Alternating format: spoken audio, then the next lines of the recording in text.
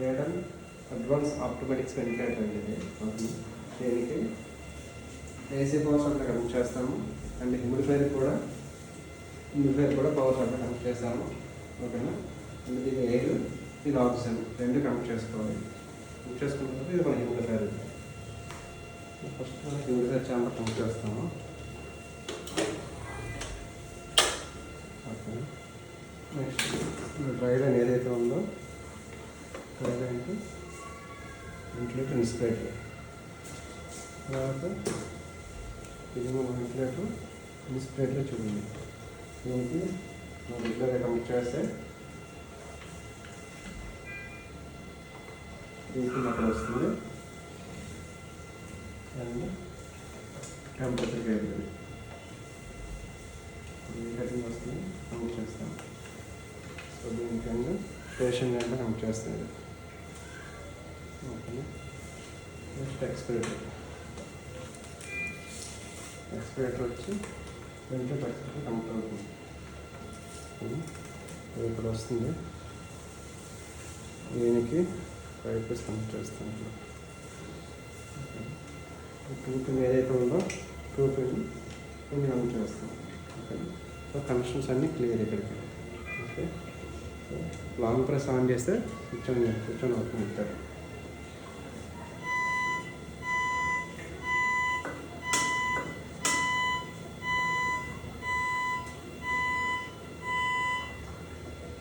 So ఇది మన రెగ్యులర్గా పెట్టే ప్రాక్సిమల్ లైన్కి.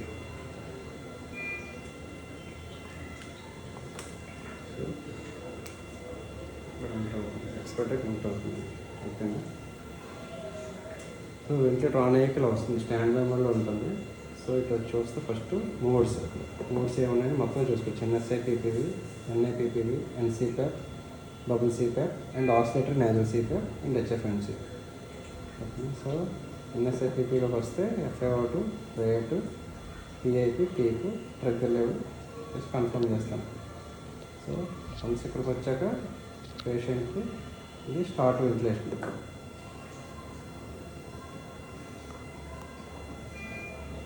సో ప్రజెంట్ ఇది ఎన్ఎస్ఐపీపీలో రన్ అవుతుంది వెంటిలేటర్. ఓకేనా. సో మన పేషెంట్ పిఐపి ఎంత పెట్టామో పిఐపి ఎంత డెలివరీ అవుతుంది, పిఐపి ఎంత పెట్టామో పిఐపి ఎంత డెలివరీ అవుతుంది ఇక్కడ చూసుకోవచ్చు. అండ్ FA1 మనం ఎంత పెట్టాము, FA1 ఎంత డెలివరీ అవుతుంది కూడా చూసుకోవచ్చు ఇక్కడ. ఓకేనా. పేమెంట్ ఎంత వస్తుంది. సో మనం ఏమైనా మళ్ళీ మార్చుకోవాలనుకుంటే ఇక్కడ కూడా మార్చుకోవచ్చు డైరెక్ట్గా స్క్రీన్ మీద. సో ఆటోమేటిక్గా వేవ్ ఫామ్స్ చేంజ్ అవుతాయి. ఓకేనా. సో ఇది NSIPP, non invasive synchronous positive pressure ventilation. ఒకవేళ మళ్ళీ మనం మోడ్ మార్చుకోవాలనుకుంటే డైరెక్ట్ మోడ్ దగ్గరికి వెళ్ళి ఇక్కడే సో NIPP సెలెక్ట్ చేస్తాం.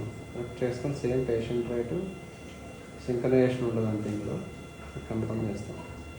సేమ్ NIPP రన్ అవుతుంది పేషెంట్కి.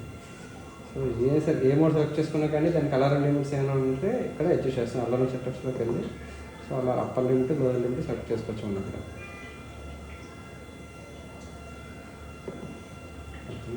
సో ఇది NIPPవి. సేమ్ అలాగే NCPAP. సో NCPAPలో కూడా బ్యాకప్ వెంటిలేషన్ మోడ్స్ ఇవన్నీ. NCPAPలో ఒకవేళ మనకు పేషెంట్ బ్యాకప్కి వెళ్తే బ్యాకప్ పేషెంట్ రేట్ ఎంత, పిఐపి ఎంత, ట్రిగ్గర్ అన్నీ సెలెక్ట్ చేసుకుని ఉంచుకుంటే ఒకవేళ పేషెంట్ ఏమైనా ఎప్పిన్లోకి వెళ్తే NCPAPలో ఇమీడియట్గా బ్యాకప్ వెంటిలేషన్ స్టార్ట్ అయిపోతుంది. ఇవన్నీ బ్యాకప్ వెంటిలేషన్ ఆప్షన్స్ ఇవన్నీ. ఓకేనా. సో పేషెంట్ తీసుకుంటే ఓకే. కాకపోతే బ్యాకప్ పేషెంట్ తీసుకోలేదు అనుకోండి, ఇప్పుడు పేషెంట్ తీసుకోవట్లేదు కదా, సో ఆటోమేటిక్గా బ్యాకప్ వెంటిలేషన్కి వెళ్తొచ్చు వితిన్ 20 సెకండ్స్లో.